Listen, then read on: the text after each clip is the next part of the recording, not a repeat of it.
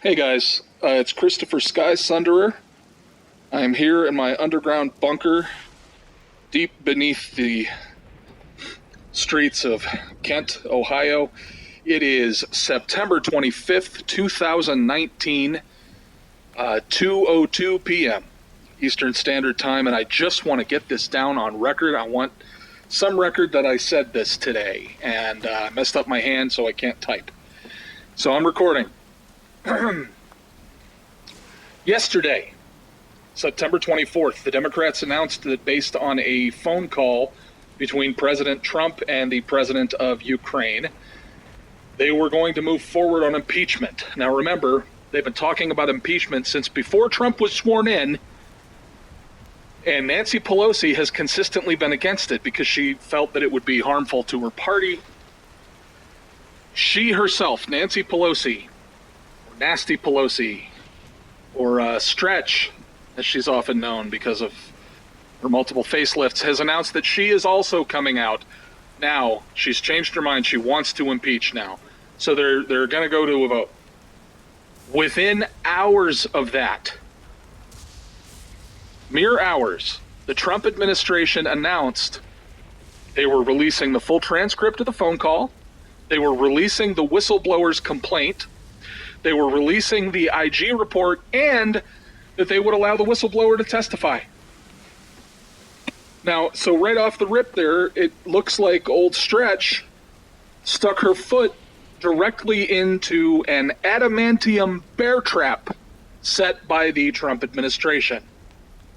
It came out about, I want to say it was about 5 o'clock last night, that the attorney for the Trump administration whistleblower was in the employ of Hillary Clinton and Chuck Schumer. Oops. So here we are now. Let's. Pelosi just appeared on CNN to let everyone know that even though she hasn't read the transcript, she knows for sure that Trump was trying to collude with Ukraine to steal next year's election. How does she know that? Well, it's in the transcript. Well, what's in the transcript that lets you know that? Well, I haven't read it. Then how do you know anything about it, you stupid bitch? Okay, so here's what's actually going on. And I take this to the bank. I had gotten a commitment from Poroshenko. They would take action against the state prosecutor, and they didn't. I said, I'm telling you, you're not getting $1 billion. I said, you're not getting $1 billion. I'm going to be leaving here. And I think it was, 6 hours? I looked, I said, I'm leaving in 6 hours. If the prosecutor's not fired, you're not getting the money. Oh, son of a got fired. And they put in place someone who was solid at the time. Well, it just so happens that the general prosecutor was investigating an energy firm in which Joe Biden's son, Hunter Biden, was heavily invested. Burisma Holdings is an energy corporation in Ukraine, and Hunter Biden, the son of the former vice president, has made a rather handsome profit from it, especially in the aftermath of the 2014 events in Ukraine in which pro-EU forces took power. That prosecutor was looking into 3 different instances of foul play from Hunter's cash cow. My read. The Democrats realize they have no viable, fieldable candidates for 2020. Nothing. Their best shot is a 250-year-old pedophile whose teeth keep falling out on camera. Okay? So what they're doing right now is they remember in 2016, the day of the election, everybody, including Hillary Clinton herself, was coming out saying, look, Trump better accept the results of this election. He didn't expressly state ahead of time that he would accept the results no matter what they were. So that means he's going to resist. And anybody, direct quote from Hillary Clinton, by the way, anyone not willing to accept the results of an election is a danger to democracy.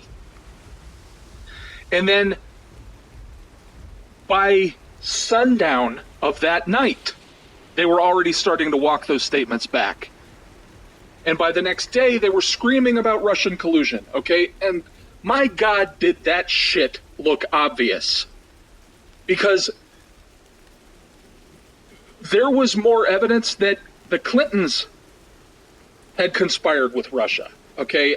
It was so obvious that they had just flip-flopped because they saw they were losing. And now suddenly it's your civic duty to contest the results of an election. So my read is, this time around, they know they have no viable candidates, and they don't want to look like, they don't want that flip-flop moment.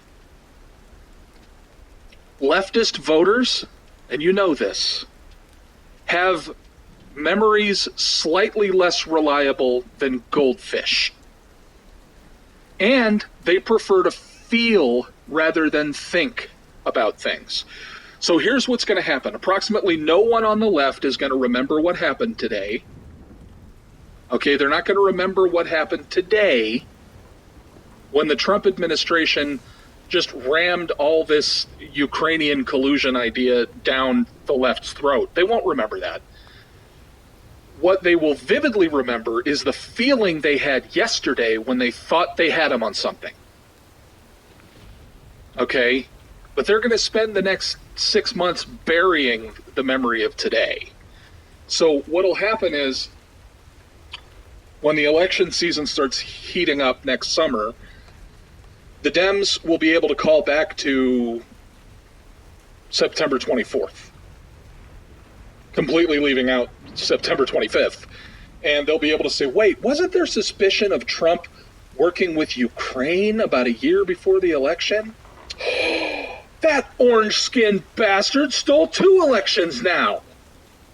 And when anyone tries to point out to the casual leftist vegged out in front of CNN that it literally took less than 24 hours for that to be debunked, when the Trump administration immediately released all documents, including a full transcript of the call in question, no, they'll just roll their eyes and call you a Trump-tard or something. Then we'll get to watch the media, and I swear to God, this is what's happening. Take this to the bank.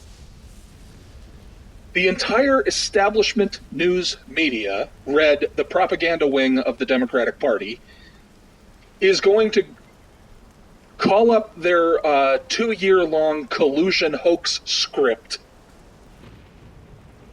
All right, and they're just going to do a word replacing the word Russia with the word Ukraine. And then we're going to get to do another 2 years of listening to them switch from Russia, Russia, Russia to Ukraine, Ukraine, Ukraine. That's what 2020, 2021, and 2022 are going to be about. So you heard it here. Remember Star Wars, The Force Awakens? And how everybody said it's really just a soft reboot? It's a reboot of Star Wars disguised as a sequel. That's what this is going to be. The establishment, the news media, the nonfiction media, is literally going to do a soft reboot. All right, a reboot disguised as a sequel of the Russian collusion hoax, just to facilitate continued resistance. Do you understand? That is how bereft of ideas they are on the left. That they can't even come up with a new hoax. It's just, oh, God damn it. I hate that I'm right about this. I hate that I'm right about this. Please stop voting for Democrats. All right? The only way that swamp is getting drained is if we, the people, drain it. Stop voting left. Christopher Sky-Sunderer, 2:10 p.m., Wednesday, September 25th, 2019.